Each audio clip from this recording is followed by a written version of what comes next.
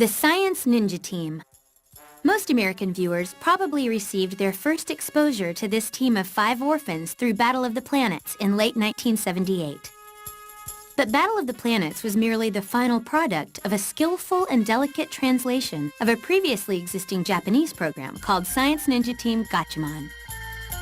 Everything began in 1932, when Tatsuo Yoshida was born in Kyoto, Japan.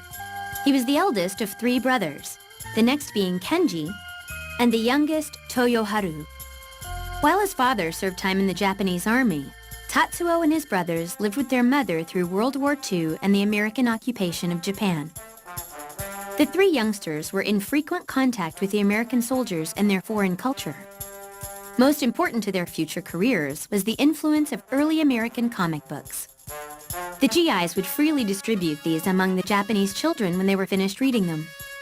The Yoshidas were avid readers of Superman and other heroic tales. Even if they couldn't understand the language, the pictures and art style of the books captured their imagination and attention. While looking through these books, the children naturally began trying to draw pictures of their new heroes. Tatsuo and Toyoharu quickly realized they had a real talent for illustration. Tatsuo took advantage of this newfound ability to illustrate pictures to help bring in extra money for his family. In 1954, newly married and just into his 20s, Tatsuo decided that to proceed with his ambitions, he would have to move to the Japanese capital city of Tokyo. Mass-produced manga, the Japanese version of comic books, were just beginning to come into their own, and Tokyo was the place to be for their creation and production. Soon after arriving in Tokyo in September of 1954, Tatsuo landed a job at the Akita Shoten Publishing House, working on the wrestling manga Iron Arm Rikia, which ran in the Boys and Girls Adventure King monthly manga digest. Work was steady and demanding, and near the end of his Rikia run in December 1957, Tatsuo looked for help from his 2 brothers. At a mere 17 years old, Toyoharu moved to Tokyo to help work on art and other production tasks. Middle brother Kenji also came on board, but worked in a more behind-the-scenes capacity. Toyoharu, who now worked exclusively under the pen name Ippei Kuri so as not to be confused with his brother, was not only able to help with Tatsuo's tough schedule, but was asked to begin illustrating stories on his own. The manga illustration business kept Tatsuo, Kenji, and Ippei very busy, and they tackled over 40 different titles between 1957 and 1962 alone. Perhaps one of Tatsuo's most satisfying projects was the chance to illustrate the official Japanese version of one of his early heroes, Superman. He worked on the Superman comic for publishing house Shonen Gaho Sha from September 1959 through October 1960. By 1960, Tatsuo was cutting back on his illustration projects and becoming increasingly involved in the creation and coordination of manga production. It must have suited him better than illustration jobs, as he had a hand in helping to start a number of titles in the early 60s. On October 1st, 1962, Tatsuo officially named his illustration studio Tatsunoko Productions, and the company began the creation of its own new works, while continuing to illustrate other monthly projects.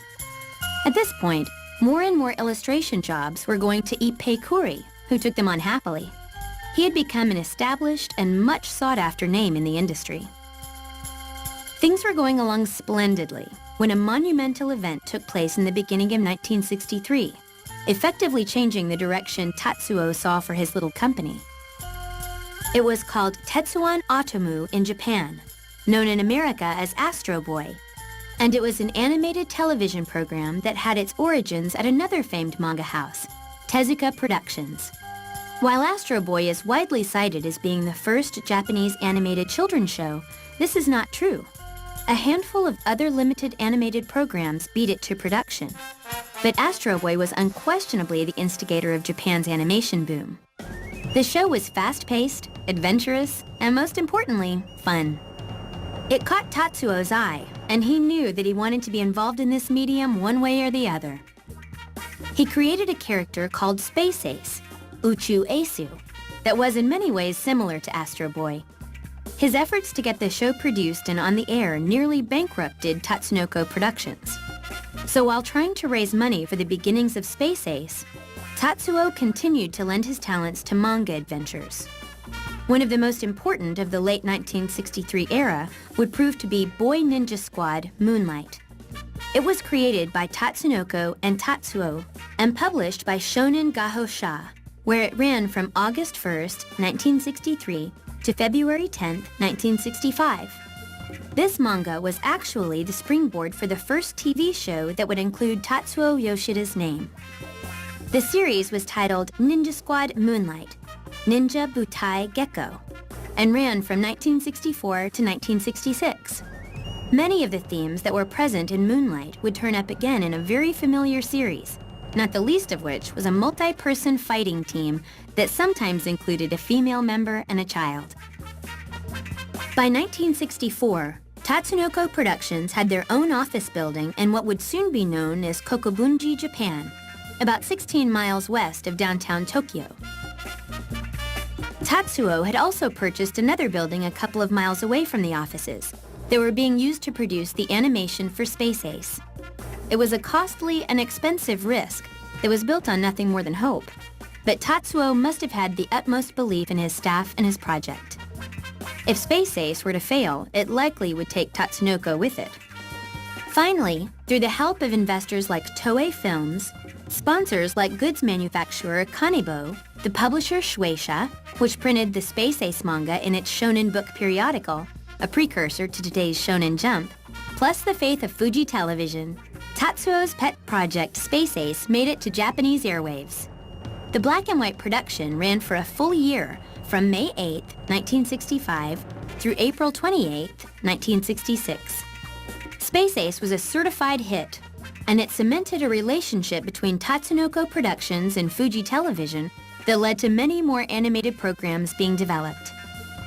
As Space Ace was running, Tatsuo and his staff, which now included friends he had hired away from other animation studios and others with whom he had worked in the manga trade, were hard at work developing a host of new projects. It was decided that no matter what, the next production would be in full color. Despite their newfound excitement for animation, the manga department of now independent Tatsunoko Productions continued to thrive. Tatsuo was still at the creative helm, but he was leaving more and more of the day-to-day illustration and production of the titles up to his staff. His most notable manga project during this period was the illustration of what would soon become Tatsunoko's next animated program, Mach Go Go Go, or Speed Racer in America. The manga was published by Shueisha around the time of the animated series' run. Important differences were to be found between Space Ace and Speed Racer, however. The first series was more squarely aimed at young children, and it was mostly lighthearted. Speed Racer was pure adventure and excitement. Its very premise of a race car driver squaring off against evil forces meant that the viewer was in for a good dose of excitement each week. The animation was improved with Speed Racer. New techniques were tried and new dramatic storylines were put into play, all contributing to the series becoming another success for Tatsunoko Productions. When it came time to tackle the studio's next drama, Kurenai Sanshiro, also known as Scarlet Sanshiro, or Judo Boy, in 1969, a very real attempt was made for the main characters to look like actual people. This was partially attempted with the lead character Go Mifune in Speed Racer, but his design still had a somewhat wide-eyed cartoon look to it. But the appearance of the title character Sanshiro Kurenai was more serious, as was the plot of the show. He was traveling the lands on a quest to find the villain who murdered his father. Kurenai Sanshiro provided an important vehicle for Tatsunoko to experiment with. The opening credits featured a strobe effect on the main character as he jumped his way onto the screen. Plus, there were live-action shots inserted in the first episode that featured a model of his ship being blown apart in a climactic scene. The characters had to move and react more realistically given their appearance, and that was a major attraction that gave the program a link to reality that few other animated series sought to achieve. From Kurenai Sanshiro's short 26-episode run through to the beginning of 1971, very little serious experimentation was done. But early 1971 saw the appearance of Decision, also known as Animentary, The Decision, a serious and gritty look at World War II from the Japanese perspective. This impressively animated program was able to depict the war with hyper-realistic animation and an attention to detail that had simply never been seen before. Decision was a true warm-up for their next drama, Production 21. The first thoughts about this show that would evolve into Production 21 had actually begun sometime around mid-1969. Tatsuo was constantly trying to push animation to the edge of what was possible, and he was anxious to create a program that would showcase everything his studio was capable of. But it took the successful completion of the earlier series to show that his studio was up to the task.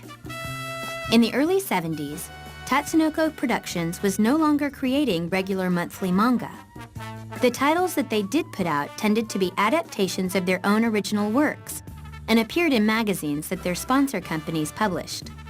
But as their manga work decreased, Tatsunoko's animated works were becoming more detailed and sophisticated. Their audience of youngsters was also growing up, and Tatsuo wanted to have a show that appealed to an older age group. Ippei Kuri remembers, "When we made up our minds about it, planning was started about 10 months before it went on the air. Then the production started about 3 or 4 months before." This would have been around the end of 1971 and the very beginning of 1972. A core group of creative types was brought in to help develop this